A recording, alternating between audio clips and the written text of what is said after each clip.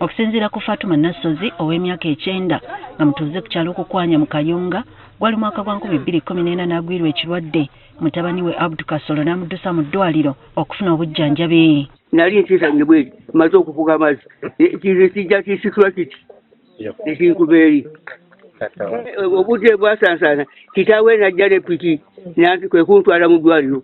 Wabula bwe wayita ebbanga ennyumba n'eweebwa muzzukulu we Jamil Sekabira okugira ng'agikuuma okutuusa ng'omukadde ono akomyewo. Kyokka ono yeewuunya muzzukulu we okwefuga ennyumba eno gy'amanyidde ddala nti yali akuuma nkuume. Kya bulijjo abantu bakuumisa abantu ebifo naye okudda guba musango yagamba nti Ddungu ayize. Wetukoledde emboozi eno ng'omukadde agamba nti awezezza kati emyaka 11 ng'abundabunda bw'atyo n'asaba abakulu bamuyambe afune obwenkanya dde mu nnyumba ye. Nkoze nnyo omwana akoze nnyo emyaka 10 nga talowooza kyawujjadda.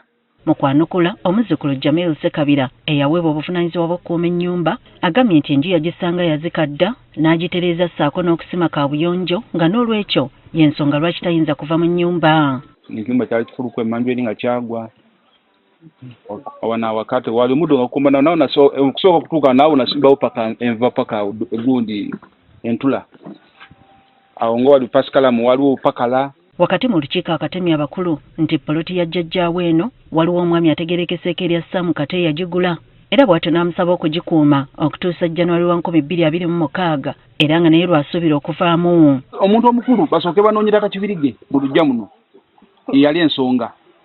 Omuntu ayagulawo yaŋŋamba nti mukuumirewo okupaka mu January. Ani yakugulawo? Bamuyita Kato Sam. Olukiiko luno lwetabiddwamu ab'eŋŋanda ne baganda ba Jamil Sekabira era bazzukulu ba mukadde nga bakulembeddwamu Farouk Senfuka bategeezezza nga baatuula mu lukiiko ne taata wa Jamiru bw'atyo n'asaba mutabani ono okuva mu nnyumba ya jjajjaawe era n'amuwa poloti azimbibwe ennyumba y'entongole. Abdu Kasolo taata wa Sekabira yasalawo n'amuwa poloti fuuti 4.57 n'amugamba poloti eyo ngikuwadde osobole okuva mu poloti ya maama wange.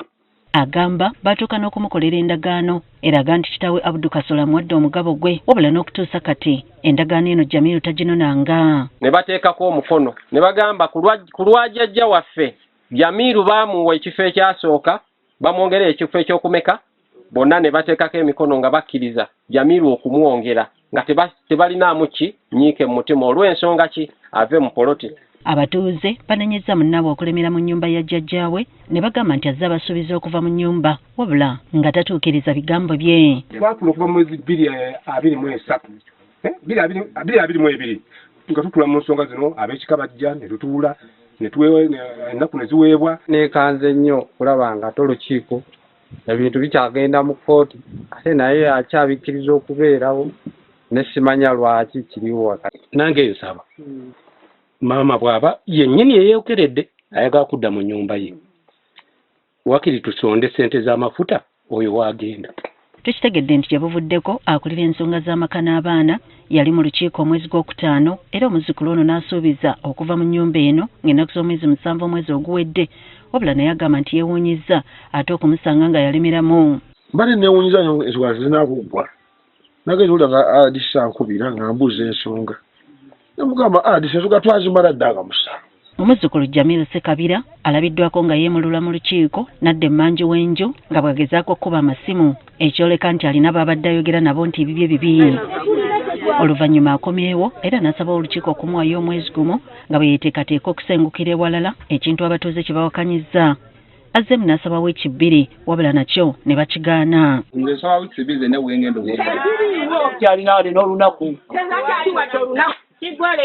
Olubadde okwogera bino omuyambi wa RDC Kayunga Richard Kasozi n'akamutema nti enju alina okugivaamu mu mbeera yonna eddizibwa omukadde. Tugambye ennaku 2 temugikoona naye nze ku lwokutaano ngenda kudda wano ne osi Nja kujja wano ne bannange n'abatuuze n'abataka omwami ono akole ki naye tekikola makulu tolwali nga gabe tuzze tuteka kushana genisirati. Kati ekirindiriddwa lwe Lwokutaano oluweereddwa Jamiru okuva mu nnyumba okulaba oba n'akituukiriza.